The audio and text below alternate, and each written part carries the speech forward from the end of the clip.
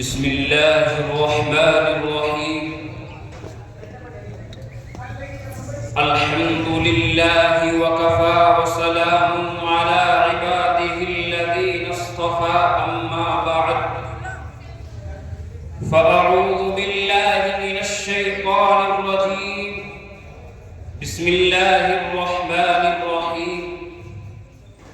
وما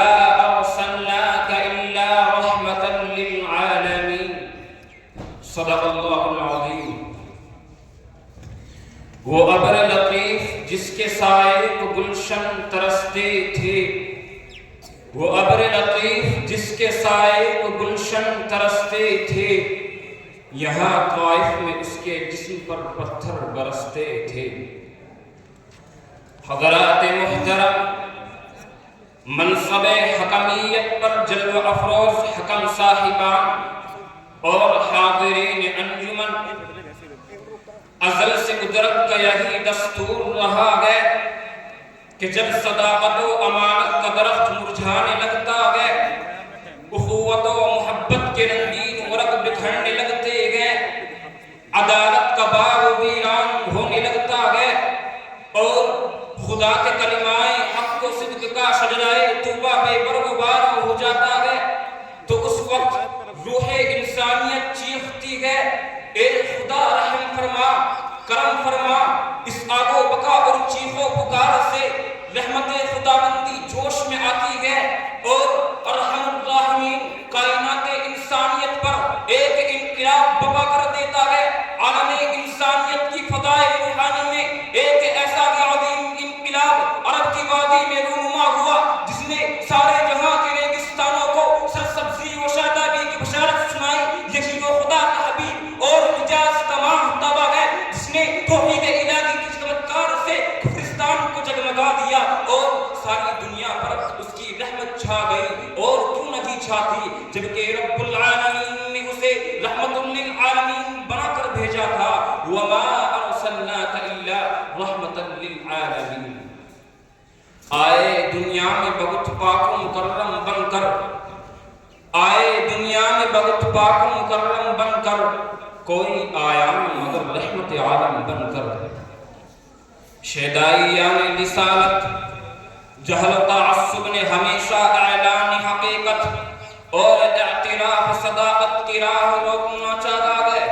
مگر پیغمبر اعظم رسول اکرم صلی اللہ علیہ وسلم کے عفو و درگزر کے سامنے اس نے بھی جبین عقیدت خم کر دیا،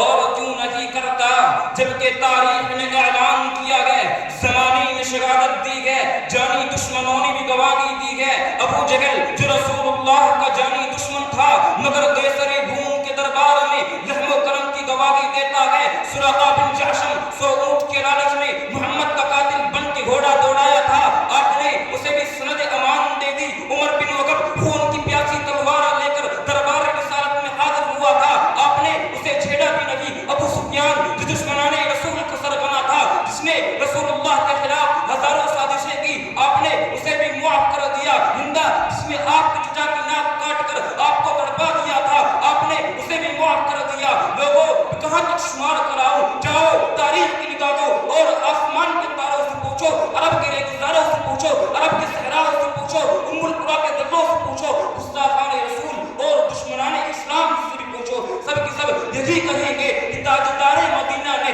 فاتح بن کر بھی اغیار پر رحم و کرم کیا گیا، حکمراں بن کر بھی دشمنوں سے عفو و درگزر کا معاملہ کیا گیا، گالیاں سن کر بھی دعاؤں کا گلدستہ پیش کیا گیا، زخم کھا کر بھی دعائیں ہدایت دی گئے، تاریخ شاہد گئے، سیرت کی کتابیں گوا گئے، ذخیرہ احادیث لب کشا گئے کہ آپ نے کبھی کسی جانی دشمن اور قاتلانہ حملہ کرنے والوں سے بھی انتقام نہیں لیا۔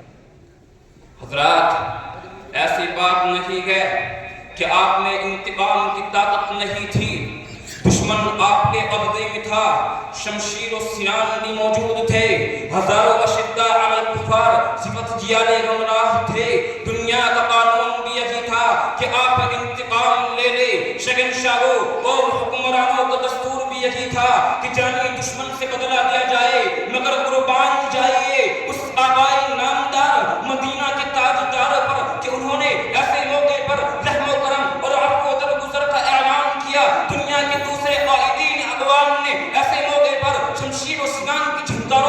فضا میں شور پپا کر دیا تھا، گھوڑوں کی ٹاپوں سے دشمنوں کے سینوں کو رون دیا تھا۔ رسول عربی کے دیوانوں، رسول اکرم صلی اللہ علیہ وسلم کی حیات طیبہ میں انفرادی طور پر دشمنوں سے انتقام لینے کے بہت سارے مواقع آئے، مگر سب سے اہم موقع فتح مکہ کی تاریخ تھی۔ یہی وہ مکہ تھا جس کے باشندوں کی شقاوت قلبی نے فرزندان اسلام اور پیغمبر اسلام پر عرصۂ حیات تنگ کر دیا تھا، جن کی چیرہ دستیوں کی تسلسل نے رسول اکرم صلی اللہ علیہ وسلم کو ہجرت مدینہ پر مجبور کیا تھا۔ میں انہی چند باتوں پر اپنی تقریر کو ختم کرنا چاہتا ہوں۔ وما علینا الا البلاغ۔